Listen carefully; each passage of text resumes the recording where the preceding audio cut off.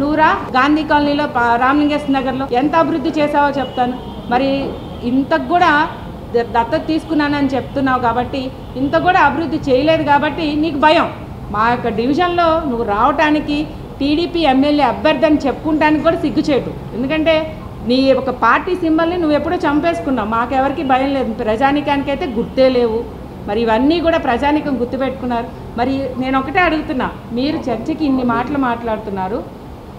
దేవినేని అవినాష్ గారు వచ్చినాక కృష్ణలంక ప్రాంతం ఎంత అభివృద్ధి జరిగింది, జగన్మోహన్ రెడ్డి గారు రిటైనింగ్ వాళ్ళు కట్టినాక ప్రజానికం ఎంత సంతోషంగా ఉన్నారో ప్రజానికమే రేపు 2024లో తూర్పులో తీర్పు ఇచ్చే విధంగా వైఎస్ఆర్ జెండా ఎగరేసే విధంగా అందరూ కూడా సిద్ధంగా ఉన్నారు. కాబట్టి ఇవన్నీ చూస్తున్నావు కాబట్టి నువ్వు ఈ నా 2 నెలలు బయటకు వచ్చేసి ప్రజానికం తీర్పు చూసి భయపడి నువ్వు ఇవన్నీ కూడా అసత్య ప్రచారాలు చేస్తానికి ప్రజానికం అయితే నమ్మే ఉద్దేశంలో లేరు.